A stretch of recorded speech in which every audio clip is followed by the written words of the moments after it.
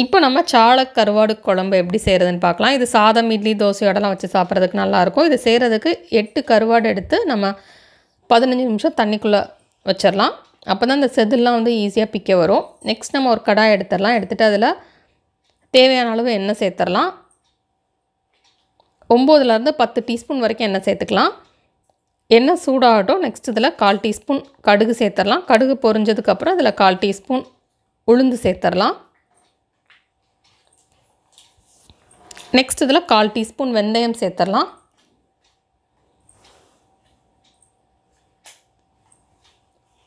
Next இதில் 10 பல் பூண்டு சேர்த்துடலாம். சேர்த்துட்டு இதை லோ ஃப்ளேமில் வச்சு ஃப்ரை பண்ணிடலாம். இதுலேருந்து நல்ல ஒரு ஃப்ளேவர் வரட்டும். அது வரைக்கும் இதை நம்ம ஃப்ரை பண்ணிக்கலாம். நெக்ஸ்ட் இதில் சிகப்பு வத்தல் சேர்த்து ஃப்ரை பண்ணிடலாம். 2லேருந்து 3 வரைக்கும் சிகப்பு வத்தல் சேர்த்து ஃப்ரை பண்ணிக்கலாம். நெக்ஸ்ட் இதில் கொஞ்சமாக கருவேப்பிலை சேர்த்து ஃப்ரை பண்ணிடலாம். நெக்ஸ்ட் இதில் சின்ன சின்ன துண்டாக நறுக்கி வச்சுருக்கிற சின்ன வெங்காயம் சேர்த்துட்டு வெங்காயம் ப்ரௌன் கலர் ஆகிற வரைக்கும் ஃப்ரை பண்ணிக்கலாம். 25லேருந்து 30 சின்ன வெங்காயம் எடுத்து நம்ம அதை சின்ன சின்ன துண்டாக நறுக்கி சேர்த்துடலாம். இப்போ வெங்காயம் கலர் சேஞ்ச் ஆகிடுச்சு. நெக்ஸ்ட் இதில் நம்ம சின்ன சின்ன துண்டாக நறுக்கி வச்சுருக்கிற தக்காளி சேர்த்துடலாம். 3 பெரிய சைஸ் தக்காளி எடுத்து அதை சின்ன சின்ன துண்டாக நறுக்கி சேர்த்துட்டு தக்காளியில் உள்ள பச்சை வாசனை போகட்டும். அது வரைக்கும் நம்ம இதை ஃப்ரை பண்ணிக்கலாம். இதில் வந்து நம்ம கம்மியாக உப்பு சேர்த்தா போதும். ஏன்னா கருவாடில் வந்து ஆல்ரெடி உப்பு நிறையா இருக்கிறதுனால இதில் நம்ம ரொம்ப கம்மியாக சேர்த்தாலே போதும். இல்லைன்னா இது சேர்க்காம இருந்துக்கலாம். ஃபஸ்ட்டே நம்ம இதில் அதிகமாக உப்பு சேர்த்துட்டோம் அப்படின்னா நமக்கு வந்து ரொம்ப உப்பு தெரியும். அதனால் நம்ம வந்து கொஞ்சமாக சேர்த்துட்டு தேவைப்பட்டால் நம்ம கருவாடு போட்டதுக்கப்புறம் சேர்த்துக்கலாம். இப்போ தக்காளியில் உள்ள பச்சை வாசனையெல்லாம் போயிடுச்சு.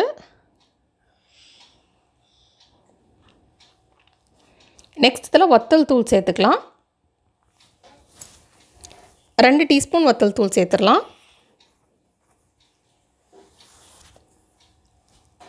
நெக்ஸ்ட் இதில் 2 டீஸ்பூன் மல்லித்தூள் சேர்த்துடலாம்.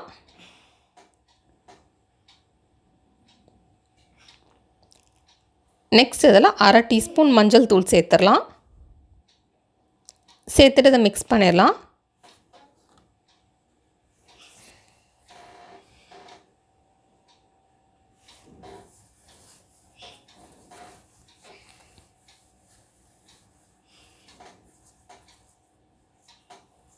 நெக்ஸ்ட் இதில் நம்ம புளித்தண்ணி சேர்த்துடலாம். ஒரு சின்ன எலுமிச்சப்பழ சைஸ் புளி எடுத்து நம்ம தண்ணியில் ஊற வச்சுட்டு அதிலேருந்து புளித்தண்ணி எடுத்து சேர்த்துடலாம்.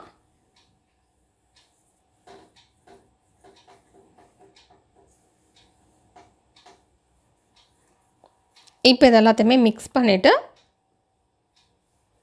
தேவையான அளவு தண்ணி சேர்த்து நம்ம இதை கொதிக்க விட்டுறலாம்.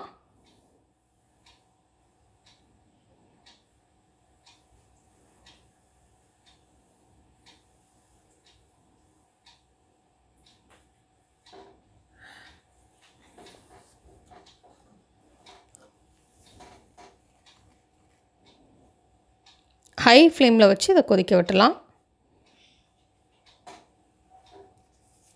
15லேருந்து 20 நிமிஷம் வரைக்கும் இது கொதிக்கட்டும். இப்போ இது நல்லா கொதிச்சிருச்சு. நெக்ஸ்ட் இதில் 1/2 கப் அரைச்சி வச்சுருக்கிற தேங்காய் சேர்த்துடலாம். சேர்த்துட்டு இதை மிக்ஸ் பண்ணிவிட்டு திருப்பியும் கொதிக்க விட்டுடலாம்.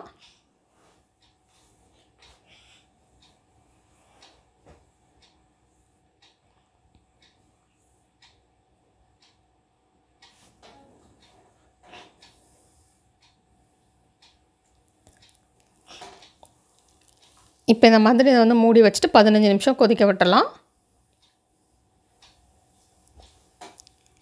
இப்போ இது நல்லா கொதிச்சிருச்சு. நெக்ஸ்ட் இதில் நம்ம கழுவி வச்சுருக்கிற அந்த கருவாடு சேர்த்துடலாம்.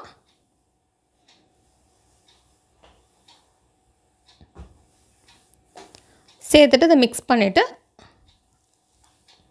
திருப்பி இதை கொதிக்க விட்டுடலாம். 10 நிமிஷம் அப்படியே லோ ஃப்ளேமில் கொதிக்கட்டும்.